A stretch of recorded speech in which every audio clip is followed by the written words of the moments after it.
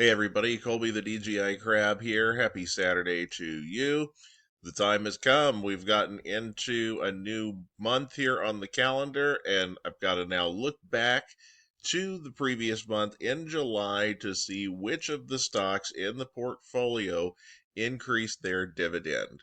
For those of you who are new to the channel, this channel focuses only on 60 total dividend growth stocks, and that's a lot of stocks to look over.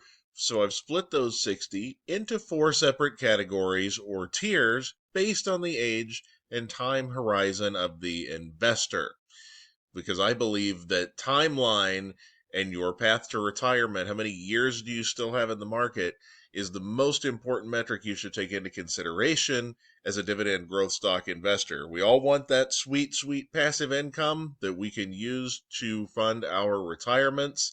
And guys, really one of the best ways to get there is that time in the market and getting the dividend increases out of your stocks, out of your ETFs, because those increases may not feel like a lot in the early stages, but for all of you out there that have been at this for a little while now, if one of your stocks does a 9 or a 10% increase to their dividend, and it's a position you've had and for many years and you've built it up pretty substantially, that increase in your passive income from that one position that you just get completely and utterly passively just for holding that stock can generate more to your forward annual income than what you could actively contribute to the account buying dividend stocks over the course of, several weeks. That's how big these increases can get you guys. You just have to have a lot of time in the market and build them up at the right time. And you want to build them up when they look like they're trading at a discount. And unfortunately, here's one that has not traded at a discount for a while. It is just kicking butt and taking names. So for the tier one category, this is stocks that are best suited, in my view, for an 18 to 30-year-old investor. They're low yield stocks, but they have very high dividend growth. You're shooting for dividend growth 10% or better when you are 30 years and younger. Not necessarily worried about getting that high starting yield. You just want to build up a pile of stuff that's going to increase the passive income by 10% or better year over year. Centos has done that for us here in 2025. We have an increase $1.80 per share per year is the new payout, up from $1.56. That is an increase of 15.35%. That is definitely the type of thing that we want out of those tier one stocks. Great increase out of Centos. Now for tier two, these stocks are for 31 to 42-year-old investors. A little bit higher starting yield, 2 to 4% range. Growth rate, high single digits, 8%, somewhere in that range is a pretty nice thing to get with the stocks in this category with the higher starting yield. We've got three in this group for July. Big time month for the tier two folks. The first one, Union Pacific, stock ticker UNP. The railroad increased their annual payout 552 up from 536. That's an increase of 2.99. We're going to call that just 3%. Now, Union Pacific is one I've gone over here on the channel before. It is one of my top 10 favorite dividend growth stocks, just my personal list of top 10 favorites.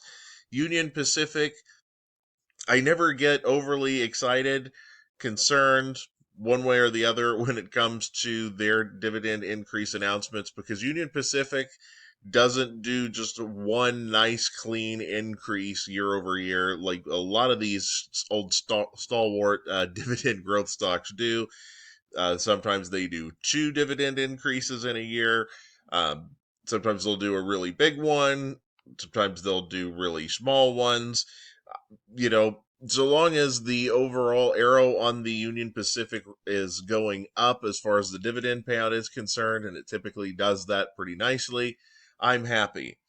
Even though it didn't get me the overall increase in this one jump that I'd like to see overall for the year.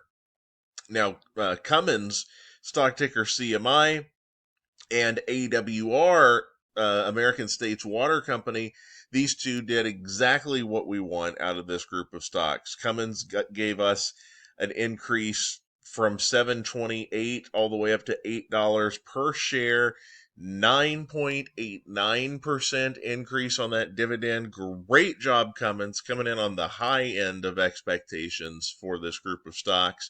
And then AWR, $1.86 up to 202. That is an increase in annual passive income of 8.27%. Great results all the way across the board here. Now for tier 3, the age 42 to 53-year-old investors, it's been quiet for the tier 3 guys here of late. No increases in July out of this particular group of stocks. If you want to know more about the tier 3 group of stocks, I always link the videos in the description below, where I break down each of those individual 4 tiers and each of the stocks and why I put them in the tier I put them in.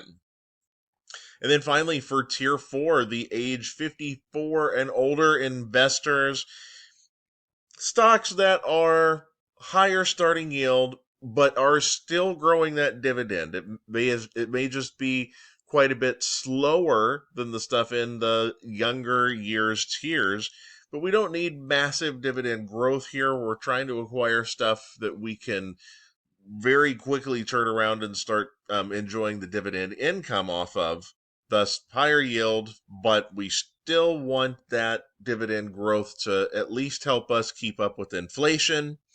And NNN REIT, so we got a real estate one here, and it's not realty income here, guys. It's NNN REIT. They have increased their annual payout to $2.40 per share from $2.32 per share. Gives us a good solid dividend increase of 3.45%.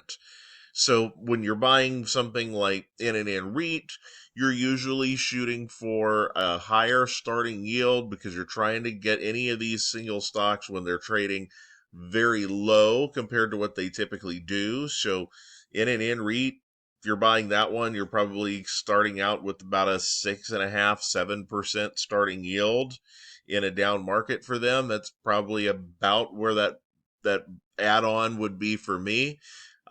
So if that's your starting yield around 6.5%, and you're getting 3.5% increases on the dividend year over year, that's a pretty nice combination factor. 6.5 plus 3.5 is 10%. So if you're still in the accumulation phase and adding stocks to try to get to financial freedom and you're in this 54 and older category, that's kind of the thing that you're looking for with those individual single stocks, because you'll be reinvesting dividends plus getting the growth. Do those two things together add up to 10% or better, or at least near 10%.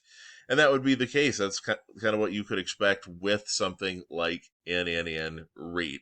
Your tenants are paying you 3.5% more going forward than they were the year before. As a landowner collecting rent, it's kind of nice to be able to get that passively, right? As opposed to actually having to manage the tenants, manage all of that stuff, the buildings, the properties, whatever, and worry about all of that kind of stuff. Just going to let this REIT handle that for me very happily indeed, and I'll take the 3.5% increase that they were able to put together. So that is it for the month of July, everybody. Let me know if you got any dividend increases. Do you own any of these particular stocks? Until next time, this is Colby, the DGI Crab. You can email me any questions to dgicrab@yahoo.com. And please like and subscribe. Till next time.